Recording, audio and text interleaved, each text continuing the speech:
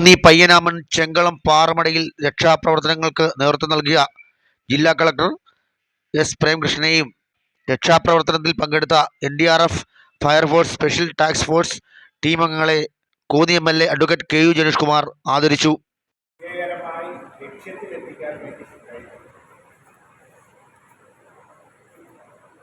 നമുക്കറിയാം, ഒരു ചെറിയ സമയത്ത്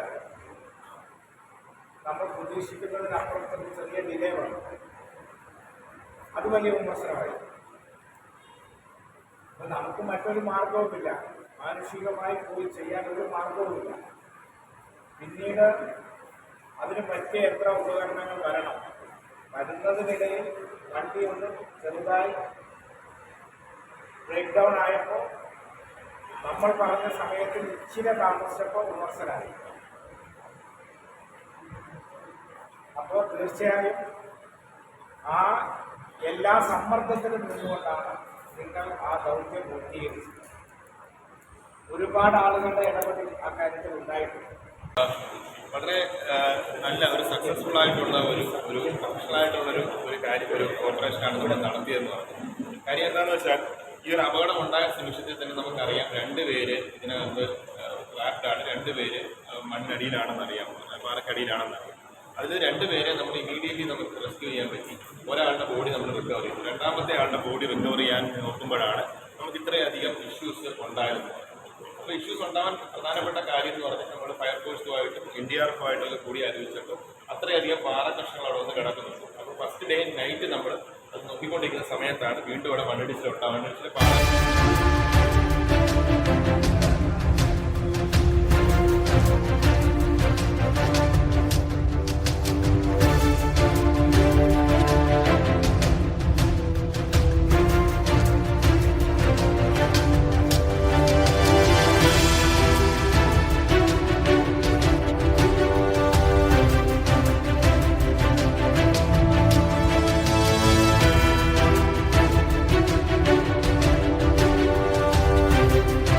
കോന്നി ഗ്രാമപഞ്ചായത്ത് പ്രസിഡന്റ് അനീസ് സാബു അധ്യക്ഷത വഹിച്ചു.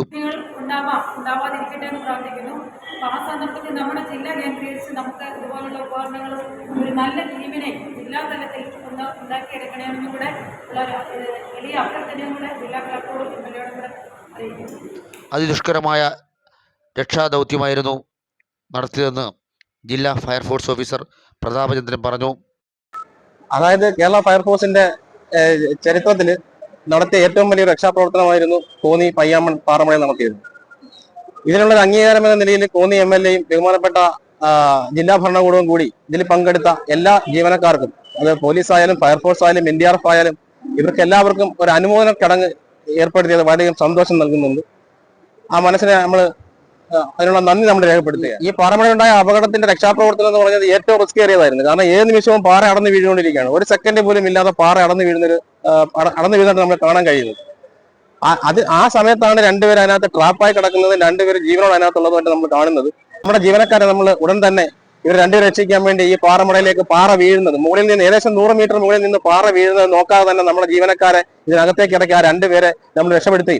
ഒപ്പം തന്നെ നിമിഷ നേരം കൊണ്ട് അവിടെ ആ പാറക്കടിയിൽ പെട്ടുപോയ ഒരു ബീഹാർ സ്വദേശിയാണെന്ന് തോന്നുന്നു, അദ്ദേഹത്തിന്റെ ബോഡിയും നമ്മൾ വളരെ പെട്ടെന്ന് തന്നെ റിക്കവർ ചെയ്ത് പുറത്തു കൊണ്ടുവരികയും, കൊണ്ടുവന്നൊരു 10-20 മിനിറ്റ് കഴിഞ്ഞപ്പോഴത്തേക്ക് വലിയ രീതിയിൽ പാറ ഇടിഞ്ഞ് വീണ് ഭയങ്കരമായ സൗണ്ടോട് കൂടി വീണ്ടും പാറ ഇടിഞ്ഞ് വീഴുന്നതാണ് ഉണ്ടായത്. ഏറ്റവും കൂടുതൽ ലൈഫിന് ത്രട്ടുള്ള ഏറ്റവും വലിയൊരു റെസ്ക്യൂ ഓപ്പറേഷൻ ആയിരുന്നു ഇവിടെ നമ്മൾ നടത്തിയത്. ഇതിനെ നമ്മുടെ പത്തനംതിട്ട ജില്ലയിലെ കോന്നി പത്തനംതിട്ട സ്റ്റേഷനിലെ ജീവനക്കാരും, ഒപ്പം തന്നെ കേരള ഫയർഫോഴ്സിന്റെ സ്റ്റേറ്റ് സ്പെഷ്യൽ ടാസ്ക് ഫോഴ്സ്, അവര് തിരുവനന്തപുരം, തൃശ്ശൂർ, പാലക്കാട് എന്നീ ജില്ലകളിൽ നിന്ന് അന്ന് രാത്രി 2 മണിക്ക് തന്നെ ഇവിടെ എത്തിക്കുകയും പിറ്റേന്ന് രാവിലെ മുതലുള്ള റെസ്ക്യൂ ഓപ്പറേഷനിൽ ഇവരെ പങ്കെടുപ്പിക്കുകയും ചെയ്തു. ആദ്യമായിട്ട് ഈ രക്ഷാപ്രവർത്തനത്തിന് വേണ്ടി ഈ പാറമടയിലേക്ക് ഇറങ്ങുന്നത് ഫയർഫോഴ്സിന്റെ STF-കാരാണ്. പാറമട അപകടം ഉണ്ടായിട്ടുണ്ട്. പക്ഷേ ഇങ്ങനെ പാറ വീണ് ആരും അകപ്പെട്ട് ഉള്ളതായിട്ടല്ല, പാറ വീണ് തലയും ബോഡിയൊക്കെ ചെന്നിച്ചെതറിപ്പോയ ഒരു അപകടം ഞാൻ ചെയ്തിട്ടുണ്ട്. പക്ഷേ ഇതെന്ന് വെച്ചാൽ വലിയ പാറ വന്ന് ഈ ആളുടെ പുറത്ത് കിടക്കുകയാണ്, JCB പുറത്ത് കിടക്കുന്നത് കൊണ്ട് ഈ വലിയ പാറയുണ്ട്, നീക്കാൻ ഒരു ബുദ്ധിമുട്ടുണ്ട്. അതായിരുന്നു നമ്മൾ അവിടെ നേരിടേണ്ട ഏറ്റവും വലിയ വെല്ലുവിളി എന്ന് പറയുന്നത്. അത് മാത്രമാണ്. അത് മനുഷ്യന്റെ പ്രയത്നം കൊണ്ട് എടുക്കാൻ പറ്റാത്ത ഒരു കണ്ടീഷനിലായിരുന്നു അത്. എപ്പോഴായാലും ഹെവി എക്യുപ്മെന്റ്സ് ഉണ്ടെങ്കിൽ മാത്രമേ അത് നമുക്ക് ചെയ്യാൻ സാധിക്കുകയുള്ളൂ. അതുടൻ തന്നെ ജില്ലാ ഭരണകൂടം ഇടപെടുകയും വളരെ പെട്ടെന്ന് തന്നെ അതെല്ലാം അറേഞ്ച് ചെയ്ത് എല്ലാവരും കൂടെയുള്ള ഒരു ക്രോഡീകരണത്തിന് ഫലമായിട്ട് ആണ് നമ്മൾ ഈ രക്ഷാപ്രവർത്തനം വളരെ വിജയകരമാക്കി തീർത്തത്.